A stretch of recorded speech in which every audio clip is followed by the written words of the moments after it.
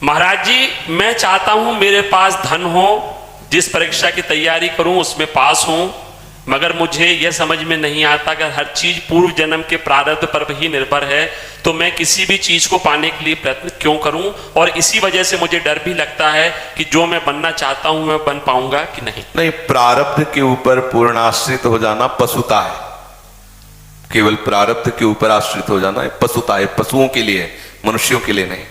हम भरपूर प्रयास करें फिर असफल रहें तो उसे प्रारब्ध पर छोड़ के हम संतोष कर लेते हैं। ये हमारा प्रारब्ध है, हमने तो प्रयास पूरा किया, धन नहीं मिला, पूर्व का कोई ऐसा कर्म है जो हमें नहीं मिला, लेकिन तब संतोष करें। पुरुषार्थ के लिए कभी प्रारब्ध की वोट लेकर के कायरता ना करें।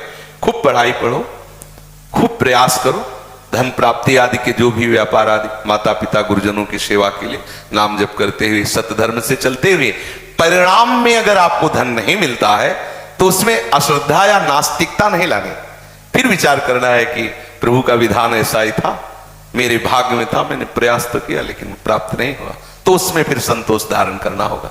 समझ रहे ना? क्योंकि हमारा प्रयास अगर नहीं हुआ और केवल प्रारब्ध को लेकर बैठ गए, इसे कायरता कहते हैं। ये कायरता रूपी दोष नहीं आना चाहिए। और फल की पूर्ण आकांक्षा हमारा मनुष्य शरीर इसलिए करते हैं, पर हम ऐसा ही हो ऐसा हट नहीं करते। भगवान ने कहा कर्मण्य वाधिका रस्ते मां फलेषु कदाचन। पर जीव का स्वभाव है कि वो बिना फल की आकांक्षा के कर्म करना नहीं चाहता, इसलिए बना हुआ है। पर यहीं से प्रारंभ करें साधना, हम कर्म करें, हमें फल की आकांक्षा है कि धन मिले। यदि वो नहीं मिलता फिर विचार करना चाहिए कि कोई प्रारब्ध है, कोई भगवान का ऐसा विधान है जो मेरे को क्रिया करने पर भी उसका लाभ नहीं मिल रहा है, जैसी प्रभु की इच्छा। निराश ना हो, हताश ना हो, पुनः प्रयास करें। वस्तुतः वो विजय को ही प्राप्त होगा पुरुषार्थी। क्या विजय को प्राप्त होगा? कई बार प्रयास करने के बाद जब असफल रहेगा तो उसे वैराग्य हो जाएगा, फिर उसे भगवान से सच्चा अनुराग होगा, फिर वो सच्चा धनी बन जाएगा। समझ रहे ना? उसको प्रारब्ध नष्ट नहीं कर सकता जो पुरुषार्थी है। शास्त्रों में आता है उत्साह संपन्न मदीर्घ सूत्रम क्रिया विधिज्ञम विष्णेश्व सत्तम सूरम कृतज्ञम दृढ़ सौहृदंचे लक्ष्मी स्वयं याति निवास हेतु। जो उत्साह से संपन्न रहता हर समय, कभी परास्त नहीं होता। करूंगा 50 बार मुझे मुनाफा नहीं हो फिर भी करूंगा। उत्साह संपन्न मदीर्घ सूत्रम, अरे कल कर लेंगे, दीर्घ सूत्री नहीं, आज अभी इसी क्षण से मैं लगता हूं, अधिक से अधिक मेहनत करूंगा। उत्साह संपन्न मदीर्घ सूत्र क्रिया विधिज्ञम, क्रिया का विधान जानने वाला हो, मूर्खतापूर्ण क्रिया नहीं, क्रिया का विधि कैसे, किस व्यापार से कौन सा लाभ होता है, उस व्यापार का पूर्ण मर्मज्ञ होना चाहिए, उस क्रिया का पूर्ण मर्मज्ञ होना चाहिए। विष्णु सुशक्तम, जिस व्यापार या नौकरी में लगे उसे खूब मतलब पूर्णतया, जो पद मिले, जो कार्य मिले, पूर्णतया निभाने की चेष्टा करे। उसमें कायरता, उसमें प्रमाद, उसमें ये कि भाई 8 घंटे काम किसी तरह 8 घंटे निपाटना, ऐसा नहीं। कोई देखे या ना देखे, मेरा प्रभु देख रहा है। व्यसने सुशक्तम, अपने व्यापार में, अपनी नौकरी में पूर्ण आसक्त चित्त होकर के सम्यक रूप से करे। सूरम, बलवान होना चाहिए। कृतज्ञम, दूसरा यदि कोई तुम्हारे प्रति हित का बर्ताव किया है तो उसके प्रति कृतज्ञता होनी चाहिए कि आपने बड़ी हमारे प्रति सहयोग की वृत्ति की, कभी हमें भी सेवा का अवसर मिले।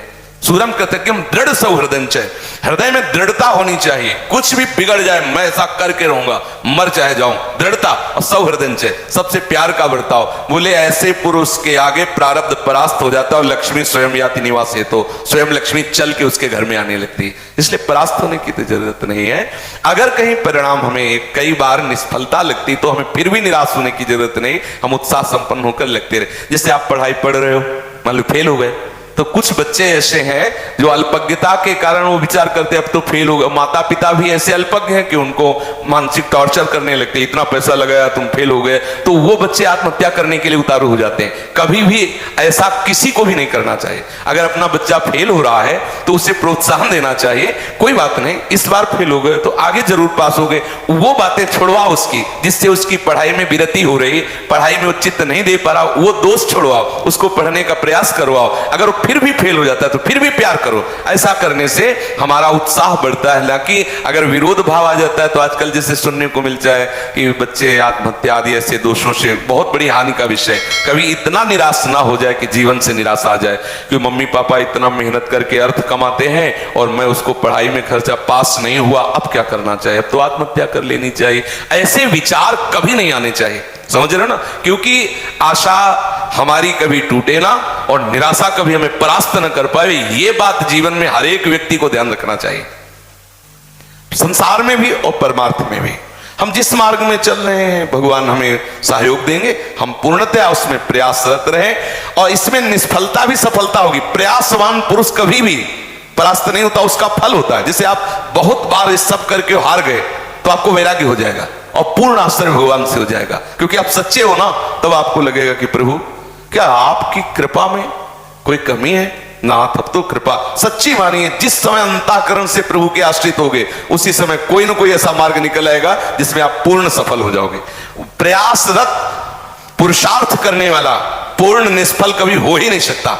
प्रारब्ध नाना प्रकार की बाधाएं उसको परास्त करेंगे माना, लेकिन वो विजय को प्राप्त होगा, क्योंकि पुरुषार्थी है, वो उत्साह से संपन्न है, वो क्रिया की विधि को जानने वाला है, दृढ़ता पूर्वक क्रिया करने वाला है, इसलिए परिणाम उसका मंगलमय होगा। समझ गए? पढ़ाई में भी और व्यापार में भी। लोक में धन की आकांक्षा होती है, आकांक्षा करना कोई पाप नहीं है, क्योंकि इस व्यवहार मार्ग में धन की आवश्यकता होती है, पद की आवश्यकता होती है, जिससे परिवार का पोषण, समाज की व्यवस्था चलती है, तो कोई दोष नहीं है। कामना करो और उसके अनुसार कर्म करो, परिणाम ना मिले तो भगवान के ऊपर ऐसा मान के कि कोई मंगल विधान है, कोई हमारा ही प्रारब्ध है, संतोष धारण करो, फिर अगला प्रयास करो। कभी अपने को निगेटिव भाव में ना खड़ा करे। समझ रहे?